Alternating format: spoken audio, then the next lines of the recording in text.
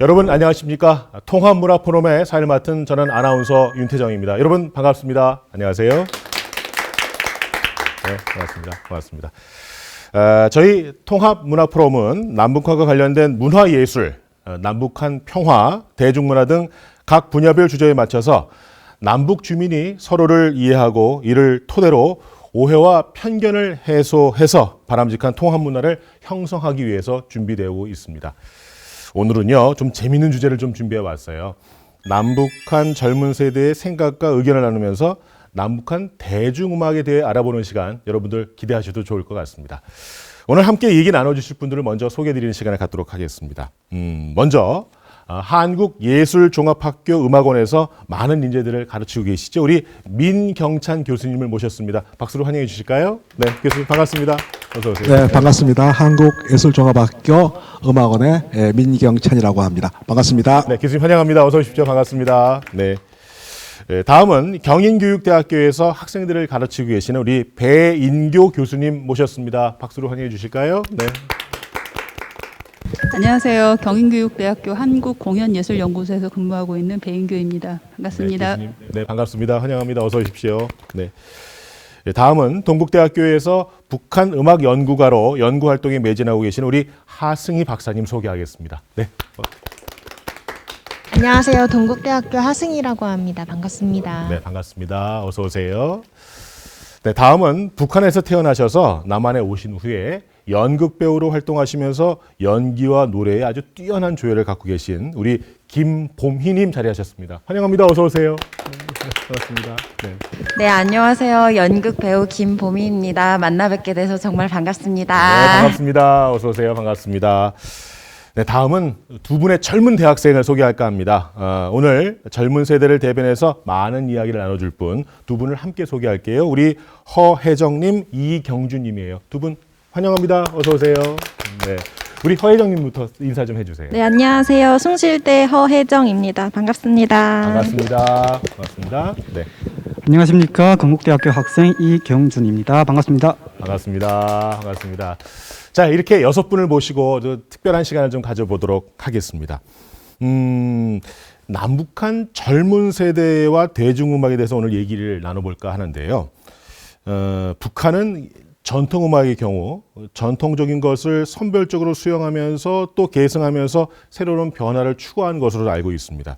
그러는 가운데 대중음악, 이 표현이 맞을지도 잘 모르겠어요. 대중음악은 서구의 현대 대중음악을 부분적으로 좀 이렇게 받아들이면서도 이에 대해서 또 한편으로는 거부감을 갖고 있다는 제가 개인적인 생각을 갖고 있는데 전문가의 얘기가 좀 필요할 것 같아요. 북한 현대 음악의 특징 그리고 또 새로운 변화 가능성 이런 것들을 우리가 알아보면서 남북 통합 문화에 대해서 얘기 나눠보는 시간을 갖는다면 그게 더욱더 의미 있지 않을까라는 생각을 갖고 그렇게 한번 시작을 해보도록 하겠습니다. 아무래도 민경찬 교수님께 첫 번째 질문 좀 드릴까 하는데요. 일단 대중가요라는 표현이 북한에도 있는지 저는 궁금하거든요. 글쎄요. 예, 전통적으로 이제 그 대중음악이라고 한다고 하면은 이 자본주의적 속성을 가지고 있는 노래, 또 상업성을 띠고 있는 노래 그런 의미를 가지고 있거든요. 그렇죠. 근데 북한 같은 경우에는 이제 사회주의 국가다 보니까는 이 전통적인 의미에서 그런 자본주의식의 대중가요는 없었습니다. 예. 예, 없다가 이제 몇 번의 변화가 일어나요. 네네. 몇 번의 변화가 일어나는데 가장 큰 변화 중에서 하나는 이제 90년대. 네. 90년대 여러 가지 변화가 일어나는데 그때 생활가요라는 장르가 생활가요. 우리하고 대중가요하고 비슷한 건데 예. 생활가요라는 장르가 이제 92년서부터 네네. 등장을 하게 됩니다. 네. 또 그 시절을 임박해가지고 어떤 변화가 있냐면은 이 대한민국 남쪽의 대중가요들이 북에 이제 많이 들어가게 됩니다. 예, 그게 또 하나가 있고요. 또 그때 또 이제 한참 뭐가 있었냐면은 이 북에서 이제 조선민족 제일주의 원칙이라는 게 생겨가지고 네네. 우리의 과거, 우리가 얘기하면 일제강점기, 북한에서 얘기하면은 이제 계몽기라고 이렇게 얘기하는데 계몽기. 예. 요때 가요들의 그 재평가 작업이 일어납니다. 그러니까는 그 당시에 우리의 이제 트로트 계열의 대중가요들이 대부분 1920년대 말서부터 시작해가지고 30년대, 40년대 거쳐가지고 네네. 굉장히 많이 나오거든요. 네. 요 노래들이 이제 북한에서는 류행가, 그러니까 리을 저 거기 부법칙을 우리하고 안 쓰니까 지키니까 류행가. 류행가라는 이름으로서 이제 네네네. 재평가가 됐어요. 어허. 재평가가 돼가지고 굉장히 발굴 또 정리 보급 작업이 지금까지 이제 본격적으로 이제 진행이 되고 있고요. 그러니까 우리 남한의 대중가요라고 같은 표현이라고 하기는 어렵지만 류행가 또는 생활가요 이렇게 조금 우리가 좀 볼 수 있다. 예, 예, 네, 그렇습니다. 예, 예. 그렇습니다. 그리고 좀 쓰기는 말도 쓰긴 써요. 쓰긴 써요. 예, 쓰긴 쓰는데 우리하고 좀 개념이 다르는데. 개념은 좀 다르지만. 그것도 좀 이따 제가 다시 말씀드릴게요. 알겠습니다. 자, 이제 우리가 이제 류행가 뭐 정확하게 두 음법칙 안 쓰니까 리을로 한번 불러볼까? 다 같이 한번 해볼까요? 류행가 그리고 생활가요. 좀 더 우리가 제대로 알고 들어가야 될 것 같아서 이거는 배인규 교수님께 좀 부탁을 드려도 될까요? 뭐 류행가, 생활가요. 그거에 대해서 좀 교수님 또 의견이 있으시면은 뭐 의견은 아니고요. 뭐 네네네. 전적으로 네네. 민경태 선생님하고 의견이 같은데요.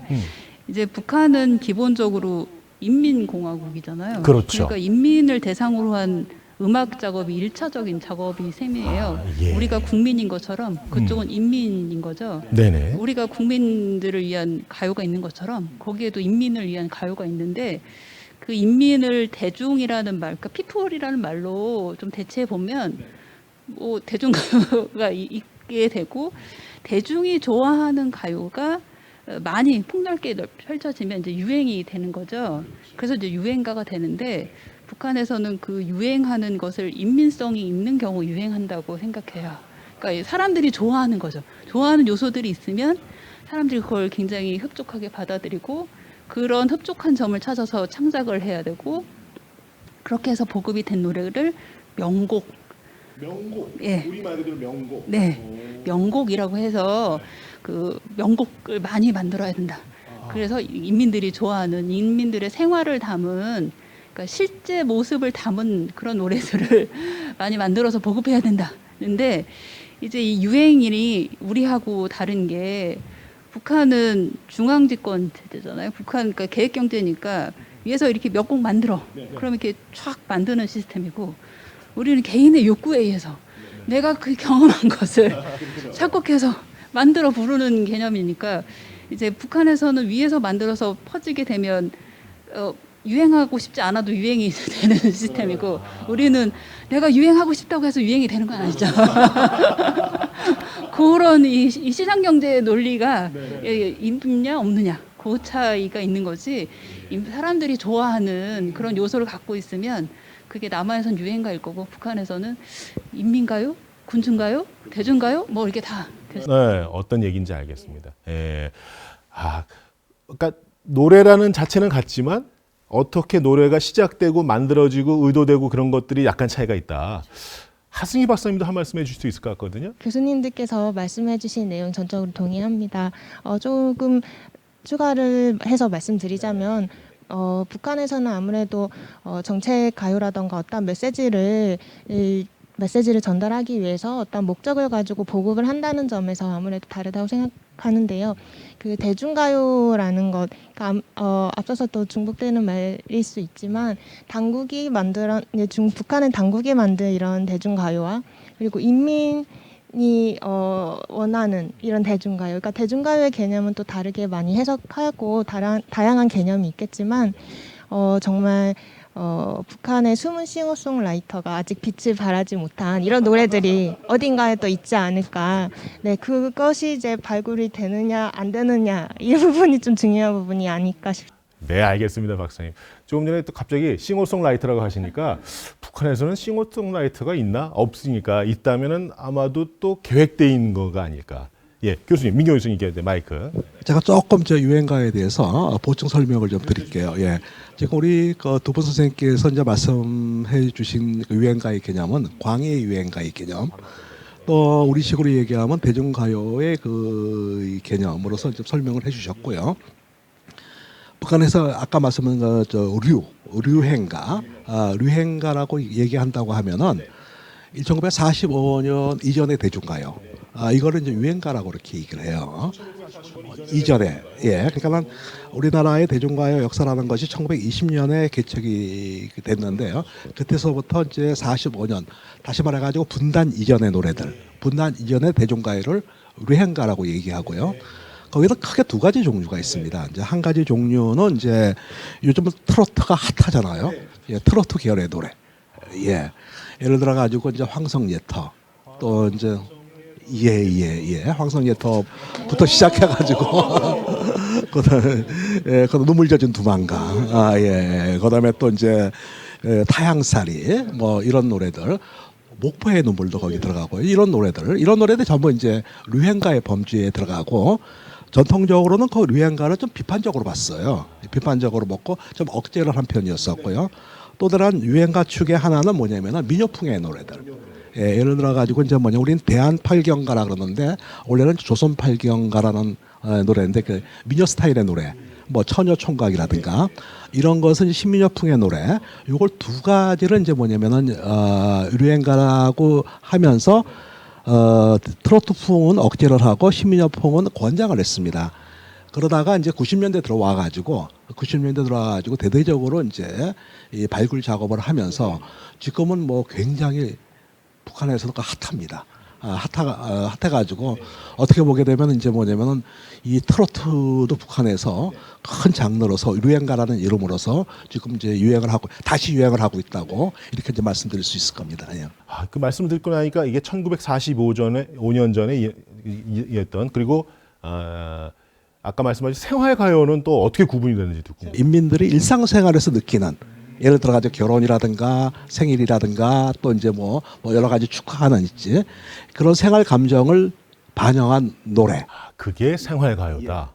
가사는 이제 일상적인 어떤 생활을 다룬 거고 음악적인 측면에서 굉장히 경쾌합니다.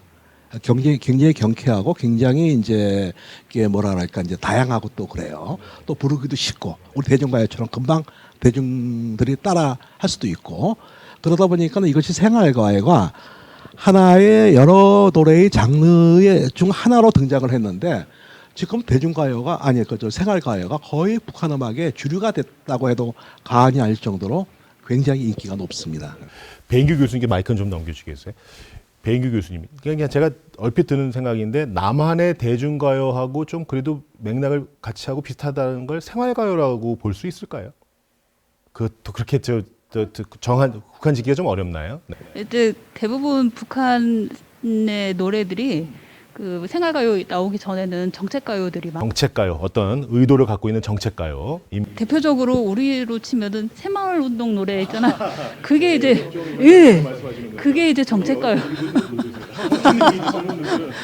저 그 소리 나오면 막 빗자루 들고 나가서 이렇게 쓸고 그런 노래들이 대부분인데 이제 이렇게 가만히 살펴보면 이제 북한에 그런 노래들만 있었던 이유가 사실 민경천 선생님 말씀하셨던 것처럼 45년 이전에 유행했던 노래들을 그분들이 많이 간직하고 계셨던 거예요. 그래서 나의 감정이나 이런 것들을 이미 옛날 노래로 풀고 계시니까 정책가요를 만들어도 이게 뭐 정책가요는 정책가요대로 그냥 받아들이게 되는 것 같고 그게 이제 80년대 이후에 전자음악, 뭐 대중음악, 서양음악들이 들어오면서 새로운 것에 대한 우리 새로운 거 엄청 좋아하잖아요.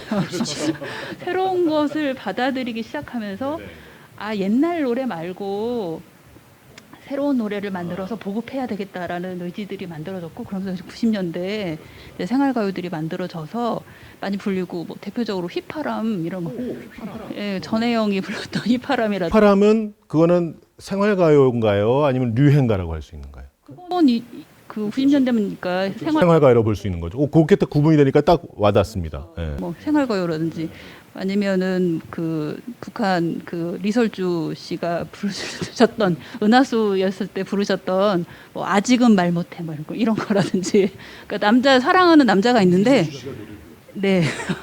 사랑하는 그 광산에 그 남자 동무가 있는데 아직은 말 못하고 엄마는 자꾸 시집 가라고 그러고 난 아직 너한테 좋아한다는 말 못하는데 뭐 이런 가사를 갖고 있는 그런 노래들 그러니까 그것이 이제 해소가 되는 시점과 해소되지 못하는 시점에서 생활가요가 이제 훅 만들어지게 되고 이제 보급된 거라고 볼 수 있어요. 전 이게 해소가 안 돼요. 궁금증이.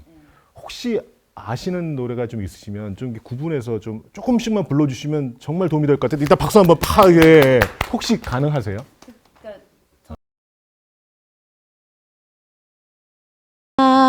사랑을 팔고 사는 이게 홍도야 울지 말라고. 예, 예. 아는 노래였네요? 네, 농담입니다. 예, 예. 이게 구전가요? 네, 마이크 좀, 예, 예. 예, 그러고 이제 생활가요는 이거 말씀하신 대로 이제 국가에서 이렇게 만들어낸 노래 중에 하나 중에 이제 기억나는 건 생이란 무엇인가라는 노래가 있는데 그게 이제 뭐 생이란 무엇인가 누가 물으면 우리는 대답하리라 마지막 순간에 뒤돌아볼 때 웃으며 추억할 지난 날이라고 뭐 이런 노래가 있었어요. 아이고 어색하네요. 어색할 때는 마이크를 한번 넘겨보세요. 네, 이경주님 한번.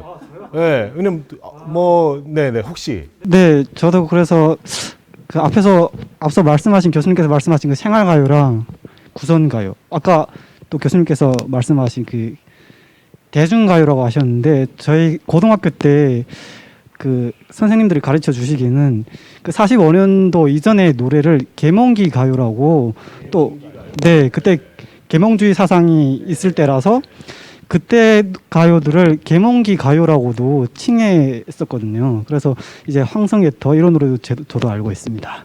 네, 그래서 알고 있습니다. 그래서 알고 있고 또 생활가요로는 그 젊은 약간 친구들 대표해서 말씀드리자면 젊은 친구들은 그 어떤 대중가요 이런 노래는 잘 좋아하지 않잖아요. 이게 그 내용 자체가 그 되게 군대식 노래처럼 단순하면서도 정치적 사상이 있고 그래서 좀 재미가 없어요. 근데 이제처럼 앞에 범인님께서 그 불러주신 그런 노래들은 다 드라마나 영화 OST예요. 그래서 그런 노래들은 그나마 부르기가 약간 발라드풍이고 부르기가 좀 재밌어요. 그러니까 제가 해소가 안 돼요. 그러니까 드라마 OST가 예를 들면은 예를 들면 뭐 하나. 네, 생활가요 네 드라마에서 나오는 노래 한 가지를 제가 불러드리자면 저희 남한에서도 다 아는 임꺽정이라는 그런 네 사극 영화가 있어요. 사극 드라마가 있는데 거기 OST 중에 지금은 못 부르게 합니다. 당국에서. 네. 그 내용이 좀 그래서 당국에서는 못 부르게 하지만 기본적으로 사람들이 다 알고 있거든요. 네, 그래서 그 노래 한 소절을 불러보도록 할게요. 네.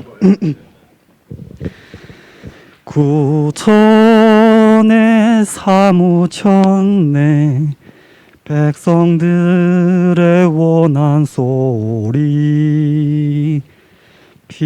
피눈물 고이었네 억울한 이 세상.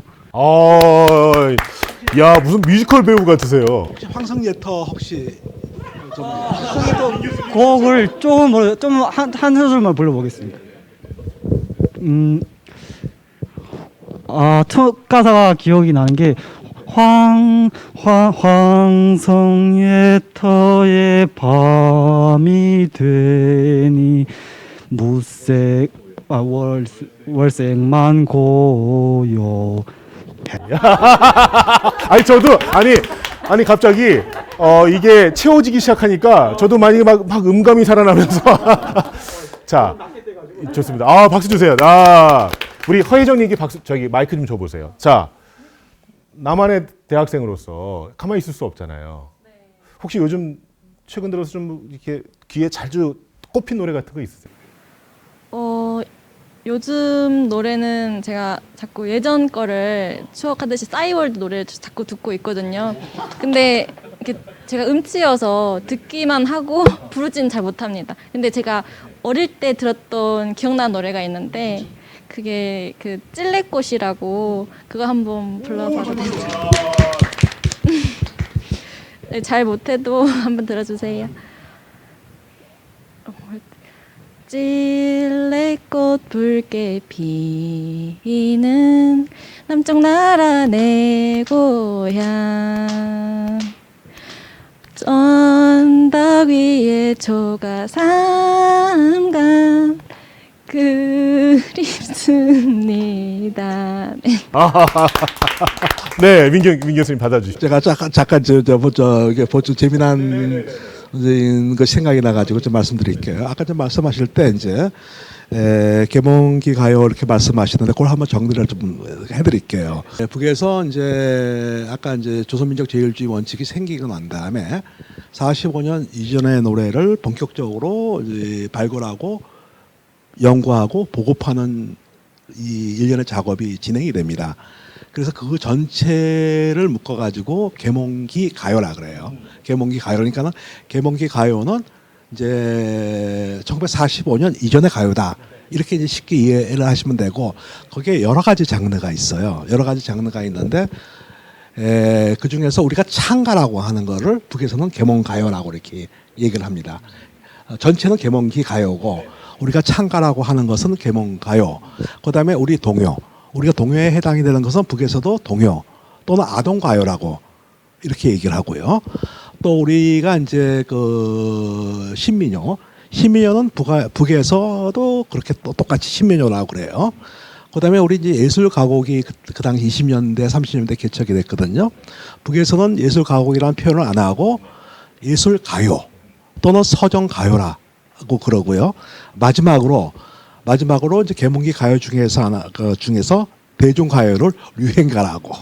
그러니까는 계몽기 가요는 넓은 의미이고 그 중에 하나가 이제 유행가는 이제 뭐냐면 좁은 개념이고 예 그렇게 되는데 아까 불러주셨던 황성예터라든가 그다음에 찔레꽃 이것이 바로 유행가에 해당이 되는 거죠. 자 이제 그런데 이 황성예터가 혹시 어디인지 아세요? 어느 성인지? 아 남한산성. 혹시 사회자님은 이게 재밌습니다. 이게 만월대입니다. 만월대예요? 황성예터가요? 예, 개성에 있는 만월대인데 북에서 이제 그 계몽기 가요를 유행가를 발굴하는 과정에서 이제 황성예터를 발굴을 했거든요. 발굴하면서 이제 부르기 시작을 했어요. 그러면서 동시에 무슨 작업을 하냐면은 황성예터 만월대 복원 작업을 발굴 작업을 합니다. 발굴을 하는데 너무너무 재미있는 게 뭐냐면 노래 말과 같이 예터만 복원을 했어요. 예터만.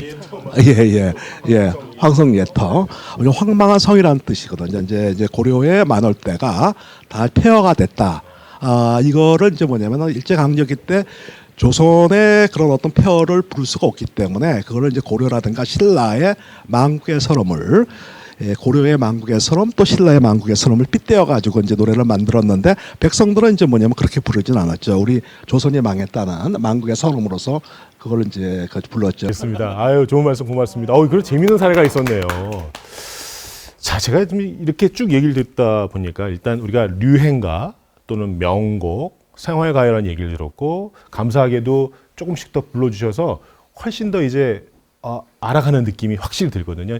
요쯤에서 제가 이제 어떤 생각이 드냐면 남북한 대중가요의 공통점하고 차이점을 우리가 좀 알아가지고 좀 접근을 할 수 있는 방법이 없을까? 또 교류를 할 수 있는 방법이 없을까? 그 얘기를 좀 넘어가야 될 것 같은데 배인기 교수님께 좀 부탁을 드릴게요.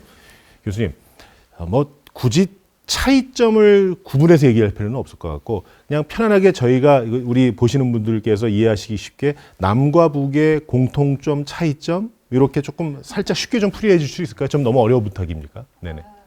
대중가요. 네네. 이게 시기마다 너무 달라요. 북한 대중, 남한도 이제 유행의 흐름이 다르니까요. 근데 이제 아까 이제 말씀하셨던 것처럼 대중가요들은 기본적으로 북한에서는 안땅장단이라고 해가지고요. 끔짝 우리식으로 치면은 디스코 리듬하고 굉장히 흡사한 그런 노래들이 되게 많아요. 그래서 생활이 사회주의 사회에서 사는데 생활이 안 즐거우면 이상한 거예요. 걔네들 입장에서는 너무 행복한 인민들이 우울하게 부르면 안 되는 거죠. 그러니까 굉장히 흥겨운 리듬을 써서 뭐 이렇게 막 펼쳐 나가고 하는 그런 것들을 이제 부르게 됐었는데 이게 이제 그 북한의 90년대하고 2000년대 초반에 고난행군 끝나고 막 이렇게 힘차게 나아가는 그런 정책들하고 맞물리면서 그런 리듬의 노래들이 되게 많이 만들어졌어요. 그러니까 앞으로 나아가야 되니까. 그리고 이제 걔네들 말 중에 이제 가는 길 험난해도 웃으며 가자. 가는 길 험난해도 웃으며 가자. 네, 그리고 그런 노래 부르면서 웃으면서 다 같이 가자. 뭐 이런 모토였었죠. 그런데 이게 이제 김정은 시대에 들어오면서 이제 우리가 추세가 좀 달라져야 된다. 그리고 김정일의 유훈이 있어요. 발은 여기에 두고 시선은 세계를 보라가 하는 그런 말들을 이제 했단 말이죠. 그래서 외국의 문물을 많이 받아들여야 되는데 그렇게 해서 나온 것이 이제 모란봉 악단인 거죠. 모란봉 악단이 나오고 이제 그 굉장히 혁신, 그다음에 창조, 우리 식으로 하는 컴퓨전 이런 거 있잖아요. 그런 것들을 강조하게 되고 뭐 과학 기술 이런 것들을 계속 요구를 하는 거예요. 예술하는 사람들한테. 그러면서 이제 나온 노래들이 이게 갑자기 변한 게 2014년인데 그때 이제 모란봉 악단에서 R&B로 애국가를 불러요. 그래서 그 류진아라는 가수가 부르는데 그때 저는 정말 깜짝 놀랐거든요. 어떻게 저기에서 애국가를 R&B로 부를까라는 생각을 했었는데 그러면서 북한에서도 그게 조금 되게 당황스러웠나 봐요. 음악하시는 음악가 동맹 쪽에서 한동안 논평을 안 하시더라고요. 한 5달이 지났는데 논평을 안 하다가 그 해 말 정도에 모란봉 악단에서 나온 애국가가 이게 혼자 이제 R&B가 처음에 혼자 이렇게 나면서 이제 애드립 하면서 이제 중창단으로 넘어가거든요. 이제 그런 것들이 아주 새롭고 새롭다고 이제 그런 얘기를 했음에도 불구하고 그 다음에는 다시 또 원래대로 돌아가는 거예요. 그래서 이게 혁신이라든지 새로운 것을 갈망하긴 하지만 이제 그 정책적으로 너무 막 나아가면 이제 힘이 이제 좀 당황하는 거죠. 이제 인민들은 우리가 이제 보급했던 그 순서를 보면 인민들은 트로트 스타일, 그 다음에 이렇게 이런 것들, 그 다음에 이게 쉬운 거 이런 거 해야 되는데 R&B 이렇게 하게 되면 충격을 받잖아요. 그러니까 거기서 스톱을 하게 되면서 그러면서 이제 2019년에 나온 노래 중에 그리움이라고 하는 노래가 있어요. 네. 2019년이면 거의 최근인데. 그렇죠. 근데 이제 그 국립공원, 그러니까 고운합창단에서 나온 노래인데 그 노래 그 스타일이 발라드예요. 우리나라 90년대 발라드. 그래서 이게 이제 제가 이렇게 보면은 80년대 우리나라 가요 스타일에서 이제 10년이 넘어간, 그러니까 조금 더 이제 개방화된 이 정도는 받아들이겠다라는 느낌으로 가요를 창작하고 있는 것 같아요. 그래서 우리는 굉장히 자유로운 것들을 실험을 많이 하는데 북한은 실험하기가 어려운 곳이에요. 내가 실험해서 막 혁신하려고 해도 사상으로 짓눌러 버리면 이러다가 사상 감정 들어가면 어떡하지? 라고 생각이 들면 창작하는 의지가 꺾이게 되죠. 그 부분이 가장 큰 차이라고 볼 수 있어요. 그리고 내 노래가 많이 불렸으면 좋겠다라고 하는 것은 남북한 공유죠. 내가 만든 노래가 다 같이 불렸으면 좋겠다라는 생각을 하고 있는 거죠. 말씀 감사합니다. 네. 우리나라에서는 걸그룹도 있고 보이그룹도 있잖아요. 북한에서 이렇게 여성들을 모아서 이렇게 단체로 노래를 부르게 한다거나 또는 남성들을 모아서 단체 이렇게 우리말로 표현하면 걸그룹, 보이그룹 같은 게 있어요? 그 질문은 답변을 하실 수 있겠어요? 그것도 아무래도 민 교수님께서 말씀하신 대중가요가 있다 없다 비슷한 맥락일 것 같은데요.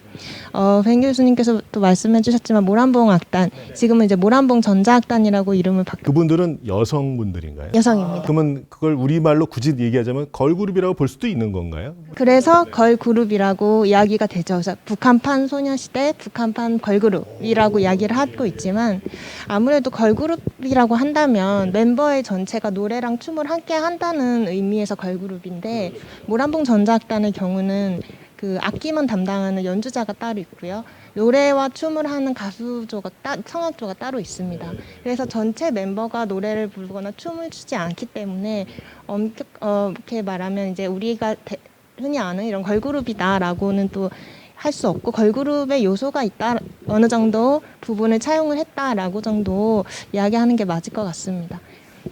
너무 우리가 남한의 가요의 방식을 자꾸만 북한에다가 접목해서 비교하려는 자체가 좀 무리가 된다는 생각이 또 좀 들기도 하네요. 지금 말씀 듣고 나니까. 그래서 말씀해 주신 데 조금 더 접근을 한다면, 북한은 이제 악단이라는 개념으로 그래서 이제 연주자와 가수와 이렇게 나눠져 있는데요. 아직까지도 이제 그렇게 해서 뭐 형식은 새롭게 변화하고 있지만 그런 형태는 계속 고수하고 있고, 보이그룹 아까 말씀하셨는데 이렇게 모란봉 전자악단과 같이 보이그룹은 아직까지 없습니다. 네, 하지만 이제 이전에 뭐 보천보 전자악단의 기악조는 남성으로 이루어졌다거나, 그래서 남성 기악조라던가 아니면은 뭐 이런 중주조나 중창조 같이 독창이라던가 이렇게 가수라던가 다 있긴 있지만요. 춤을 추면서 노래를 부르면서 그런 거는 없고, 아무래도 남성을 세운다면 좀 더 클래식한 분위기를 이렇게 좀 드러내는 부분이 있습니다. 그래서 아무래도 악단의 형태나 이런 부분에 있어서 성 역할에 대해서 아무래도 좀 고정적인 부분이 좀 알겠습니다. 말씀 감사합니다. 김보미님하고 이경준님께 좀 여쭙고 싶어요. 북한에 계실 때 남한의 음악을 접하셨던 경험, 또는 어떤 루트 또는 어떤 방식으로 접하셨는지 궁금하거든요. 이경준님께 한번 여쭤볼게요. 예. 일단 저는 그 CD라고 하죠. DVD 기계가 나오기 이전에 저희 집에 그 녹음기 하나, CD 플레이어는 아니고 그냥 일반 라디오가 있었거든요. 근데 라디오에 저희가 국경 근처에 살았기 때문에 라디오를 통해서 들었어요. 그때가 아시아 방송, 뭐 저기 미국 무슨 CBS 방송인가? 네, 그게 북동 무슨 아시아 방송 뭐 이런 게 있어서 그때 그 미국 그 팝송이랑 우리나라 음악, 그 제가 기억에 남는 게 그 간이 큰 남자라는 1995년도에 그 나온 곡인데 그 노래를 그때 들었어요. 그리고 나서 좀 중국이랑 밀무역이 되면서 그 후에 CD가 나와서 CD가 넘어오면서 한국 노래랑 중국 노래 같이 넘어와서 드라마도 듣게 되고 노래도 듣게 되었던 것 같아요. 지금은 아마 더 제가 있을 때도 더 이제 좀 더 발전돼서 한국의 드라마가 오늘 방영이 되면 내일은 그걸 저희가 받아볼 수 있어요. 그 정도로 네, 되게 활성화가 되어 있다고 보시면 될 것 같아요. 네네. 그래서 젊은 층들은 아마 한국의 그 드라마 OST 같은 노래들을 되게 잘 알고 있고요. 그러면 허혜정님께 마이크 잠깐 주시겠어요? 저는 반대 또 이런 생각이 들어요. 허혜정님께서는 북한의 노래를 접하실 기회가 있어요? 딱히 없는 것 같아요. 그런. 없다는 것이 뭐 굳이 찾아보지 않았다? 네. 그렇죠. 그렇다고 그건 또 김보민님께 또 질문을 드릴 거니까 아니요. 일단 젊은이로서 북한의 노래에 관심은 좀 있으세요? 실례가 아니라면? 저 개인적으로는 굳이 사상적인 노래를 찾아서 듣지는 않을 것 같고요. 웬만하면은 유튜브가 요즘 대세잖아요. 들어가면은 북한 노래보다는 외국 팝송이나 이런 게 더 많지, 북한 노래는 찾아봐야 나오더라고요. 네, 어떤 말씀이에요? 김보민님께 마이크 좀 넘겨주세요. 제가 지금 두 분 젊은 대학생의 얘기를 듣고 보니까 북에서는 오히려 남한의 노래를 찾고 CD든 뭐 USB든 이렇게 들을 수 있는데 오히려 우리 남한에 있는 대학생들은 북한의 음악을 굳이 찾아 듣지 않는다. 이런 그러니까 양쪽이 다 젊은 사람들이 뭔가 이렇게 교류라는 개념 또는 뭐 음악을 통한 우리의 의식의 확대라는 이런 개념이 지금 잘 이루어지고 있지 않는 것 같은데 김호님의 생각은 어떠신지? 처음에 우리 남한의 음악을 어떻게 접하셨고 그 다음에 이제 남한으로 오셔서 또 우리 음악을 아시게 되고 뭐 그러면서 또 북한의 음악도 또 관심이 이런 여러 가지 생각들이 있으실 것 같아서 한번 그냥 어떤 생각을 갖고 계신지. 저는 어릴 때 이제 선전대에서 연습이 보통 6시 반, 7시에 끝내주는데 그러면 선생님이 가시고 나면 친한 친구들끼리 모여 앉아서 이제 주머니에서 이제 부스럭거리면서 그 카세트를 꺼내가지고 제일 많이 들었던 게 그 사랑의 미로. 사랑의 미로. 제가 알기로는 최진희라는 가수의 좀 어떻게 하죠? 제 기억이 잘 안 나서. 또 기억이 자주 잘 안 나시네요. 네, 기억이 잘 안 나네요. 큰일이다. 네. 정말 큰일 났습니다. 네. 뭐 그토록 다짐을 했건. 갑자기 기억이 났어요.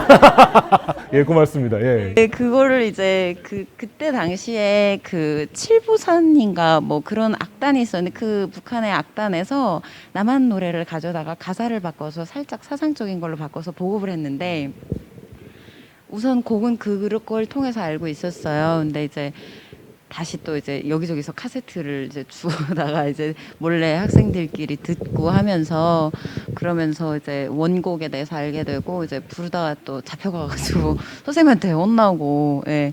근데 뭐 다른 분들은 그 이게 뭐죠? 그 비디오 테이프나 그래서 친구 집에 놀러 가니까 그 친구 아버님이 보이지더원이었는데 그 남한 노래를 그 테이프로 틀어놓고 뮤직비디오랑 같이 보고 있더라고요. 예. 예, 좀, 네, 그랬나 봐요. 그래서 그때도 뭐 그랬고, 아까 말씀하신 대로 CD로도 많이 들었고, 근데 이제 이거는 제가 들은 정보인데, 북한에서는 조금 그 외부 문물을 배운다 그래야 되나? 습득하려고 하는 시도가 계속 있었는데, 제가 아는 그 외국인 보컬 코치 선생님인데, 그 김정일 국방위원장 사후에 김정은 위원장 체제로 들어온 다음에 이분이 북한의 초대를 받고 그 북한 예술대에 가서 이 서구식 창법을 좀 가르치셨어요. 몇 번 가셔가지고. 예. 그래서 이제 그 선생님이 이제 가서 조심해야 될 거 뭐 있냐고 뭐 그래서 초상화 건드리지 마세요 선생님 뭐 이런 얘기 했던 적이. 예. 그래서 수용하려고 하는 태도가 있지 않았나 이렇게 생각이 듭니다. 네. 민 교수님, 네, 제가 예. 네, 제가 잠깐 좀 보충 설명을 드릴게요. 이 북에서 남쪽 음악에 들어간 유입 과정, 또 남쪽에 또 북한 음악이 들어온 또 유입 과정 여기에 대해서 조금 설명을 드릴게요. 어떻게 보면 이제 우리 한류라고 이렇게 얘기하잖아요. 이게 한류가 북한에서도 한류가 과거에도 있었고 지금도 있다고 말씀드릴 수가 있어요. 그런데 이제 남쪽 사람도 잘 모르고 북에서도 모르고 이제 그러는데 이게 90년대부터 시작이 됐어요. 이제 90년대 북에서 남쪽의 대중가요가 이제 굉장히 많이 들어갔는데 아까 말씀하신 것처럼 그 당시에는 뭘 가지고 들어가냐면은 그 카세트 테이프가 이제 무한 복제가 가능하잖아요. 글로 많이 들어갔어요. 글로 많이 들어가면서 어떻게 되냐면은 그때는 연변가요 또는 외국가요라는 이름으로 들어갔어요. 주로 북에서는 처음에 그 노래가 남쪽 노래인지 모르고 연변에서 우리 조선족들이 즐겨 부르는 노래라는 이런 식으로 생각을 했었어요. 그러니까는 이제 아마 이제 한류의 그 제 1번이라고 얘기할 수 있는 것이 방금 이제 불러주신 사랑의 미로는 어마어마하게 인기를 끌었고 그 김정일 국방위원장도 18번으로 이제 알 정도로 그거로 18번으로 부를 정도로 굉장히 북한에서 인기가 있었어요. 그 말고도 뭐 노란 샤스 입은 사나이라든가 또 뭐 여러 가지 남한의 가요들, 예, 바람 뭐 이런 노라든가 또 아파트라든가 뭐 독도는 우리 땅이라든가 이런 것들이 이제 그 당시 1차적으로 이제 많이 들어갔습니다. 그게 하나가 있고요. 두 번째는 이제 북에서 민족과 운명이라는 영화 속에서 여러 가지 이제 이 한국 음악이 들어갔어요. 이제 한국 음악은 저기 비판적으로 다룬 대목이죠. 그 대목에 이제 그 한국 노래가 많이 들어갔는데 아까 전자 말씀드린 것은 이제 한국 노래인지 잘 모르고 연변가요, 외국가요로 알고 있고 민족과 운명의 삽입 노래는 한국가요인지 알고 있습니다. 그런데도 불러요. 그 대표적인 게 이제 그때 그 사람 뭐 이런 노래들 있지. 심수봉이 부른 그때 그 사람. 이거 남한 노래인지 알고 있고요. 세 번째 경로는 이제 어떤 경로냐면은 이제 그 저기 북에서 통일의 노래라는 그 노래집을 만들었어요. 거기는 이제 남쪽에서 만든 통일의 노래, 북쪽에서 만든 통일의 노래, 또 해외에서 우리 동포들이 만든 통일의 노래 이런 것들이 악보집으로 만들고 또 음원으로도 만들고 그랬었어요. 거기에 이제 한국 노래들이 많이 들어갔습니다. 예를 들어 가지고 아침 이슬이라든가 님을 위한 행진곡이라든가 백두에서 한라까지 이게 이제 통일의 노래로서 이제 북에서 불리고 있는 그 남쪽의 노래. 이건 남쪽의 노래로 알고 있죠. 감사합니다. 배인규 교수님께 마이크 좀 넘겨주시겠어요? 배인규 교수님 아까 말씀 중에 깜짝 놀랐던 게 그 애국가를 R&B 스타일로 불렀다는 말씀. 그거 한번 놀랐고 그다음에 아까 그 그리움이라는 노래가 발라드풍이다. 그냥 제가 그냥 지식이 짧으니까 그냥 교수님께 여쭤볼게요. R&B? 발라드? 그러면 남한에 있는 대중가요들이 북한으로 영향을 미치고 있는 게 아닌가라는 생각이 들거든요. 영향을 미치고 있습니까? 저는 그렇다고 보고요. 특히 그리움 같은 노래는 정말 좀 깜짝 놀랐던 그런 노래예요. 그 이전에 만들어서 2014년에 모란봉에서 신작음악회라고 해서 우리 식으로 하면 쇼케이스 같은 걸 한번 했었거든요. 근데 그때 나온 노래들이 그때 대부분 정책가요나 당 홍보하는 그런 선전성 가요하고 그 다음에 하나 나왔던 게 이게 세월이야 가보라지라고 이게 노인 세대들의 그런 심정을 대변하는 우리가 이렇게 지금 그렇지 우리로 치면은 백세 인생하고 같은 느낌이에요. 뭐 우리가 이렇게 했으니까 좋아졌지 뭐 이런 느낌이거든요. 우리도 잘 해왔다라는 걸 강조하는 노래인데 그렇게 하면서 이제 그런 노래들이 이런 식으로 아직도 만들고 있구나. 우리랑 좀 트로트 같은 것들이 아직도 얘네들 번성하고 있구나라는 생각을 했었는데 그러다가 2019년에 그리움이라는 노래를 딱 들었는데 그 노래가 그러니까 제가 이제 저희 아이들한테 야 이거 좀 들어봐 그러면 엄마 요새 레트로예요 그런 얘기를 레트로라는 표현을 쓸 정도로 90년대 후반까지 유행했던 그런 우리나라 발라드 같은 그 노래더라고요. 그래서 이 사람들이 지금 인민들하고 소통하려고 노력하고 있구나라는 생각을 그때 좀 했어요. 너무 막 힙합이나 이런 걸로 댄스로 가지 않고 중간 단계로 90년대를 찍고 가는구나라는 생각을 했어요. 그래서 많이 영향을 받고 있고 R&B는 한 번 나오고 그 다음에는 안 나왔어요. R&B는 한 2번인가 나오고선 안 나왔는데 R&B까지 가기에는 이제 부담이 되는 거죠. R&B, 재즈, 디스코 이런 것들을 다 자본주의 태폐 문화라고 규정하고 있는데 그거를 국가 악단에서 주장하기가 좀 너무 위험 부담이 큰 것 같더라고요. 그래서 그 전에 이제 찍고 가는 징검다리 역할들이 좀 필요하겠다고 판단을 했던 것 같고 그 중에 이제 그 2018년 삼지연이 노래했던 거라든지 그리고 2019년에 그리움 이런 노래들 나오면서 이제 그 세계적인 추세로 급발진하는 게 아니라 단계를 밟아가려고 노력하고 있구나. 자기만의 세상에서 소위 이제 저희들이 말하는 그 자세가 아니라 같이 좀 호흡해 보려고 노력하고 있구나라는 느낌을 받았던 그런 노래입니다. 그래서 많은 영향을 주고받고 있는 것 같아요. 네. 우리 허혜정님께 좀 마이크 좀 넘겨주시겠어요? 아까 사실 북한 음악을 접할 기회라든지 또는 뭐 직접 찾아보는 경우도 흔치 않잖아요. 근데 예를 들면 뭐 반갑습니다 이런 노래는 아시죠? 그다음에 아까 말씀하신 휘파람도 좀 아시죠? 특히나 이제 우리 올림픽 때 북한 공연단이 와서 이렇게 공연하는 모습을 방송으로 보신 적 있지 않으세요? 네, 있습니다. 느낌이 어떠셨어요? 예.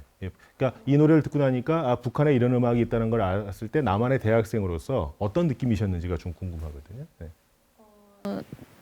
딱 들었을 때 그냥 정말 따라 부르기도 쉽고 뭔가 남한에서 노래를 내도 뒤처지지 않을 것 같다라는 생각이 들 정도로 약간 중독성이 있었던. 중독성이 있다. 네.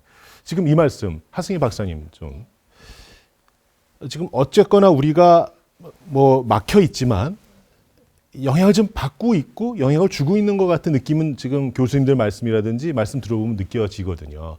앞으로 이 문화 교류를 통해서 오늘 사실 우리가 얘기하자는 가장 주제가 뭐냐면 남한이 북한에 영향을 주고 북한이 남한에 영향을 주고 또는 서로 좋은 영향을 서로 주고 받으면서 좀 음악을 통해서 서로 마음을 좀 열자라는 게 제 생각인데 하승희 박사님은 앞으로 미래를 어떻게 보실지 궁금해요. 음악은万国 공통어라는 진부하지만 진리인 그런 단어에 따라서 예.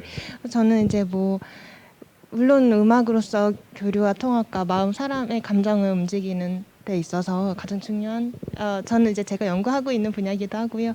네, 중요하고 가능하다고 봅니다. 우리가 꿈꾸는 게 바로 그거 아니겠어요? 네. 배인교 교수님. 네. 오늘 굉장히 재밌는 자리라고 생각하고요. 아무리 남북이 교류한다고 해도 말씀하신 것처럼 정치적인 색이 빠지기가 참 어려워요. 그리고 아무리 경제적으로 통합이 된다 해도 독일의 경우를 보면 되게 어려운 부분이에요. 그 통합이. 그래서 저희가 연구했던 부분이 감성의 통합이 필요하다라는 얘기를 많이 했었고요. 감성을 가장 손쉽게 표현하는 것이 사실 노래이거든요. 노래인데 말씀하신 것처럼 우리 노래는 북한에 굉장히 많이 퍼져 있는데 북한 노래는 우리가 알고 있는 노래가 대홍당 감자 수준에서 벗어나질 못하는 거예요. 네. 아무도 몰라요. 어떤 노래가 있는지도 몰라요. 관심도 너무 노래가 많기도 하지만 북한에 대해서 아예 관심을 갖지 못하고 관심 갖는 것을 사실 두려워해요. 유튜브에서 찾아보는 것 자체도 이거 내가 감시당하는 거 아닌가라는 생각을 한단 말이죠. 그래서 굉장히 낯설게 느껴지고 그러니까 더 안 듣게 되고 더 어렵게 느껴지게 되는데 그런데 이제 2008년 이후로 북한에서 유튜브 채널을 많이 개설하고 있어요. 그리고 처음에는 그 유튜브 채널에 올라와 있는 북한 음악 동영상들 보면 욕설이 욕설만 쫙 이렇게 달려요. 그런데 한 4, 5년 전부터 연주가 너무 기술력이 훌륭하다. 뭐 저런 수준으로 우리한테서 우리나라 노래 불렀으면 굉장히 좋을 텐데 안타깝다. 이런 댓글들이 달리더라고요. 그래서 이게 그냥 나라에서 하라고 해서 받아들이는 게 아니라 자연스럽게 유튜브 알고리즘에 의해서 우연하게 걸려서 듣게 되면서 조금 퍼지는 그런 시스템이 이제 시작이 되는 것 같아요. 굉장히 시간 오래 걸리지만 감성의 통합이라는 부분이 빠른 시간에 되는 부분이 아니고 서서히 진짜 요새 스며든다는 말 유행하잖아요. 스며들듯이 이 시간을 갖고 그 국가 정책에서도 아이들 교과서의 동요라든지 이 전 세계 아프리카 노래, 뉴질랜드 노래, 오세아니아, 뭐 일본, 중국 노래까지 다 학교 교과서에 실려 있는데 가장 가까운 북한 노래는 전혀 실려 있지 않거든요. 그러면서 우리는 항상 통일을 노래하거든요. 너무 안타까운 부분인 거예요. 그래서 이 노래를 통한 감성의 통합을 하려면 정말 어떻게 해야 감성을 통합할 수 있을지를 정말 정책적으로 고민할 부분이 필요하다라는 생각을 하게 좋은 말씀입니다. 아유, 고맙습니다. 네. 이렇게 오늘 남북한의 대중음악에 대해서 6분과 함께 얘기를 나눠봤는데 이런 생각이 드네요. 이 귀가 열리죠. 이게 어떤 음악이지? 이 노래 좋은데 하다가 보면 그 사람을 쳐다보게 됩니다. 눈이 가게 돼요. 그러다 눈과 귀가 함께 열리면 결국은 마음이 열리는 거 아니겠습니까? 오늘 남한과 북한의 대중가요 음악에 대해서 얘기를 나누면서 어떤 생각이 들었냐면 의외로 북한에서는 우리 남한 쪽의 노래와 가요를 많이 듣고 영향을 받고 있는데 반대로 우리 남한 측에서는 북의 음악에 대해서 너무나 좀 모르고 있다, 관심이 없다는 생각이 들었어요. 남한 쪽에 우리가 좀 더 노력을 해야 될 것 같아요. 북한 음악을 좀 더 알려는 마음을. 그래서 자꾸만 귀를 열어서 듣다 보면 마음이 열리지 않겠습니까? 그래서 그게 자꾸만 음악으로 서로 소통이 되다 보면 남과 북, 북과 남이 더 가까워지는 그 시간을 꿈꿔봅니다. 오늘 시간이 그래서 우리 음악과 관련돼서 이렇게 서로 이해를 높이면서 앞으로 남과 북이 더 가까워질 수 있는 그런 계기가 됐으면 하는 마음 가져봅니다. 오늘 시간 어떠셨는지 궁금합니다. 좋은 시간이 되셨길 바라고요. 우리 남북통합문화 포럼은 더 계속 새롭고 흥미진진한 얘기로 여러분을 찾아뵐 것을 약속드립니다. 그러면 여러분께서 좀 도와주셔야 돼요. 구독, 좋아요, 알림까지 해서 땅 뒤면 딱 보실 수 있게끔 여러분들 많은 참여를 부탁드리겠습니다. 6분 오늘 함께해 주셔서 대단히 감사합니다. 즐거운 시간이었습니다. 고맙습니다. 저희도 다음 시간에 찾아뵙겠습니다. 고맙습니다.